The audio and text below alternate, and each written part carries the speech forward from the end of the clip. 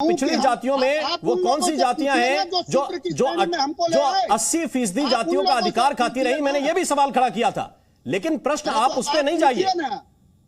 मैं सवाल तो आपसे कर रहा हूं कि आप नाम बताइए कि देश के 42 सेंट्रल विश्वविद्यालयों में दलित पिछड़े। मैं आपसे क्या कह रहा हूं?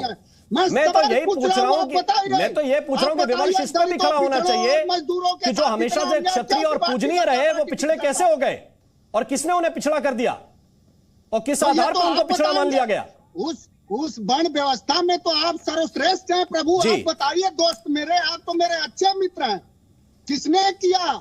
अरे भाई, अगर आपको लगता है कि वो वर्ण व्यवस्था प्राथमिकता है तो जो परिवार 4 बार मुख्यमंत्री की कुर्सी तक पहुंचा, जो परिवार 4 बार मुख्यमंत्री की कुर्सी तक पहुंचा, वो पिछड़ा ही रह जाएगा। अगर वर्ण के हिसाब से आप काम देखते हैं तो वो पिछड़ा ही रह जाएगा, वो शूद्र कहेगा अपने आप को। उसी परिवार के मुख्यमंत्री का घर गंगा जल से किसने धुलाया? मैं तो ये पूछ रहा हूं आपसे, तो वो अपने आप को गर्व से क्यों नहीं कहता कि हम शूद्र नहीं? भाई, हम तो प्रिविलेज्ड लोग हैं ना। अरे मेरे दोस्त, अगर हम शूद्र ना होते तो हमारा घर गंगा जल से कैसे धुलाया जाता? तो कैसे? मुझे उसका उदाहरण तो दीजिए। आप धर्म के आधार पर हैं, आप धर्म के आधार पर हैं, आप किसके आधार पर हैं? किसी के कहने से हो जाएंगे क्या? मैं आपको कुछ कह दूंगा, आप हो जाएंगे। हम संविधान के आधार पर हैं, बाबा साहब के आधार पर। आप धर्म के आधार पर नहीं है, आप संविधान के आधार पर पिछड़े हैं। आप मानिए इस बात को। तो धर्म को कोसिए मत मनोज काका जी। धर्म को मैं ये कह रहा हूं कि आप धर्म के आधार पर पिछड़े नहीं हैं, आप संविधान के आधार पर हैं। संविधान ने आपको ये दर्जा दिया तो संविधान के आधार पर बहस कीजिए। आप रामचरितमानस की चौपाइयां हटवाने की कोशिश कर रहे हैं और ये बता रहे हैं कि ये धर्म ने किया है। धर्म ने नहीं किया सर। धर्म के आधार पर तो आप लोग अगड़े और क्षत्रिय हैं। मेरे दोस्त, जहां भी स्त्री के खिलाफ, दलित वंचित के खिलाफ जिस भी साहित्य में अगर अपमानजनक बात करी गई है तो उसे निश्चित रूप से हटाया जाना चाहिए। और हमने राम के खिलाफ है। अरे ठीक है, मैं वापस आऊं। विजय शंकर तिवारी जी अभी भी कह रहे हैं कि साहित्य से वो चीजें हटाई जानी चाहिए। साहित्य अगर धर्म ग्रंथ की शक्ल में हो तब भी मनोज काका को परहेज नहीं है, वो हटाए जाने चाहिए। ये समाजवादी पार्टी की अब ऑफिशियल लाइन है। देखो राम जी, श्री रामचरितमानस एक पूरा समाज विज्ञान को समाहित कर रखता है। परिवार विज्ञान है उसके अंदर, राज्य विज्ञान है उसके अंदर। एक राजा कैसा होना चाहिए, एक बेटा कैसा होना चाहिए, एक पति कैसा होना चाहिए, एक भाई कैसा होना चाहिए, एक वनवासी कैसा होना चाहिए, इसका एक बड़ा उदाहरण भगवान श्री राम है। उन्होंने, इसीलिए भारत में उनको भगवान पुरुषोत्तम राम कहा गया, भगवान कहा गया उनको। लेकिन एक जो अभी चर्चा हो रही थी राम जी, मैं उस पर थोड़ी बात करूंगा।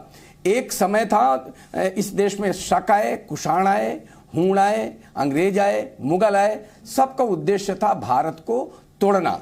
और अंग्रेजों के समय से तो भारत के ही अंतरजातीय जो व्यवस्थाएं थी उसको तोड़ने का बड़ा काम किया गया, लेकिन तोड़ नहीं पाए वो। पूरा हिंदू समाज एक साथ मिलकर के इनके साथ लड़ा और उनको पराजित भी किया।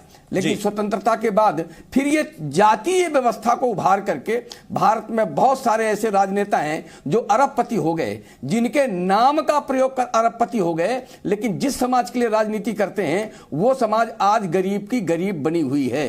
आप देख लीजिए ना, आप समाजवादी पार्टी के नेताजी को देख लीजिए, अरबपति हो गए, लेकिन उनके जो समाज है जिसकी राजनीति करते हैं वो वहीं पड़ा हुआ है। एक बात और मैं कहना चाहता हूं, स्वामी प्रसाद मौर्य ने एक बात कही, वो कही, एक संत ने एक टिप्पणी कर दी तो बोले वो आतंकी है। लेकिन देश में कमलेश तिवारी की धड़ से सर अलग कर दिया गया, यहां पर उमेश कोल्हे का धड़ से सर अलग कर दिया गया, यहां पर कन्हैया कुमार का धड़ से सर अलग कर दिया गया। एक बार भी स्वामी प्रसाद मौर्य ने उनको आतंकी नहीं कहा जिन्होंने धड़ से सर अलग किया। एक संत ने एक टिप्पणी की, उसके लिए आतंकी शब्द कह दिया। तो मैं ये कहता हूं कि ये वो काम कर रहे हैं जो शक, हूण, कुषाण, अंग्रेज, मुगल करते आए हैं, वही काम करने का जिम्मा ये अखिलेश जी और स्वामी प्रसाद मौर्य जैसे लोग कर रहे हैं। लेकिन ये सफल नहीं होगा, क्योंकि भारत की धरती है। श्री राम जन्मभूमि आंदोलन में ये सारा देश खड़ा हुआ और अयोध्या में आज श्री राम जन्मभूमि पर भव्य मंदिर बन रहा है। ठीक है, धर्मवीर चौधरी साहब जी। लेकिन प्रश्न इस बात को लेकर है कि वंचितों को अधिकार दिलाना, उनके हक में बोलना, ये समस्त राजनीतिक पार्टियां जो इस आधार पर आगे बढ़ती हैं, जिनका ये लक्ष्य है, उस पर वो राजनीति करती रहती हैं। लेकिन आप किसी धर्म विशेष की पुस्तक को उसका आधार बनाकर और फिर जातियों में विभेद पैदा करने की कोशिश करें, जिसको धीरे धीरे हमने एक समाज के तौर पर पाटा है, घटाया है। क्या यह राजनीति का तरीका होना चाहिए?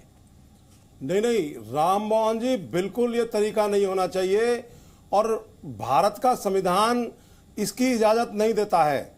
आज 70 साल जो है होने जा रहे हैं भारत के संविधान को लागू हुए, और अभी थोड़े दिन पहले ही 26 जनवरी थी। तो इन समाजवादियों को भारत के संविधान को पढ़ने की आवश्यकता है और भगवान राम के चरित्र को पढ़ने की आवश्यकता है कि भगवान राम ने केवट की नाव चढ़ी थी और जो है वो उन्होंने दलितों का, शोषितों का, वंचितों का, आदिवासियों का, वनवासियों का साथ लिया था जब वो वन में गए थे। और भगवान राम की जो मूल धारणा है हमको उसको समझना चाहिए। उन्होंने कभी किसी गरीब का अहित करने की नहीं सोची, इसीलिए वो भगवान मर्यादा पुरुषोत्तम भगवान राम कहलाए। लेकिन आज जो हम 21वीं सदी के भारत में जी रहे हैं और एक सशक्त, संसार का सबसे सशक्त जो संविधान है भारत का, उसका पालन प्रत्येक व्यक्ति करता है। और बाबा साहब ने संविधान में अगर प्रधानमंत्री के वोट की वो ताकत दी है तो एक मजदूर, एक निर्धन के वोट की भी वही ताकत दी है। लेकिन आज समाजवादी पार्टी हो और बीजेपी हो, ये दोनों पार्टियां आपस में मिली हुई हैं। ये दोनों पार्टियां ध्रुवीकरण चाहती हैं, तुष्टीकरण चाहती हैं। मैं आपको एग्जाम्पल दूंगा, हमारी 2019 में गठबंधन था समाजवादी पार्टी से, लेकिन समाजवादी पार्टी के संस्थापक अध्यक्ष आज इस दुनिया में नहीं है, माननीय मुलायम सिंह यादव जी, वो लोकसभा में मोदी को आशीर्वाद दे रहे थे कि आप दोबारा प्रधानमंत्री प्रधानमंत्री बने। ये इनका दोहरा और दोगला चरित्र है। आज अखिलेश यादव जी अपने यहां पर बोर्ड लगा रहे हैं शूद्रों का, मुझे बोलने दीजिए। आज अखिलेश यादव जी यहां पर बोर्ड लगा रहे हैं। अखिलेश यादव जी को कोई अधिकार नहीं है कि इन दलितों का, शोषितों का, वंचितों का वो शूद्र कह करके अपमान करें। भारत का संविधान उनको इस बात की इजाजत नहीं देता। क्या अखिलेश यादव जी जो है वो इस 2021वीं सदी के भारत को 500 साल पहले ले जाना चाहते हैं? हमने 500 साल में बहुत पीड़ा झेली है अखिलेश यादव जी। आज उस पीड़ा की आप याद ना दिलाइए, क्योंकि ये जो दलित समाज के लोग हैं, ये जो वंचित समाज के लोग हैं, आप इनको दोबारा से उसी काल में ले जाना चाहते हैं। लेकिन ये भारत का संविधान आपको कतई इजाजत नहीं देगा। पास एक बड़ी खबर इस वक्त मिल रही है, ठीक है, आपको कतई इजाजत नहीं देगी। ठीक है चौधरी साहब, एक बड़ी खबर इस वक्त मिल रही है, आ रहा हूं मैं आपके पास, आ रहा हूं। एक बड़ी खबर इस वक्त आ रही है, मैं आ रहा हूं आपके पास। सुहेल देव, भारतीय समाज पार्टी के अध्यक्ष ओम प्रकाश राजभर ने स्वामी प्रसाद मौर्य पर हमला बोलते हुए कहा है कि इनका काम है राम नाम जपना, पराया माल अपना। इन्होंने कहा कि जब ये सत्ता में थे तो पिछड़ों की बात क्यों नहीं करते थे, सत्ता से जाने के बाद ही इनको पिछड़े याद क्यों आए हैं, ये सवाल ओम प्रकाश राजभर ने उठाया है। लोग बोल रहे हैं या तो वो संविधान को नहीं मानते या वो सत्ता में रहते हैं तो दिखाई नहीं देता है। जब सत्ता में 4-4 बार सत्ता में मंत्री और मुख्यमंत्री रहने के बाद भी तब वो याद नहीं आता है कि हम शूद्र की बात करते हैं, रामचरितमानस के दोहे की बात करते हैं, तब महिलाओं का अपमान नहीं दिखाई देता है, पिछड़े दलित का अपमान नहीं दिखाई देता है, तब तो मलाई काटते हो। चाहे मौर्य जी की बात करिए, 4 बार बसपा गवर्नमेंट में थे तब नहीं समझ में आया, और आज जब बसपा की सत्ता जाते हुए तो रामम शरणम गच्छामि, राम के शरण में चले गए, वहां जाकर के बेटी को सांसद बनाया, खुद मंत्री बने, और राम राम जपना, पराया माल अपना, पिछड़ों का हक लूटना, यही ना किए 5 साल।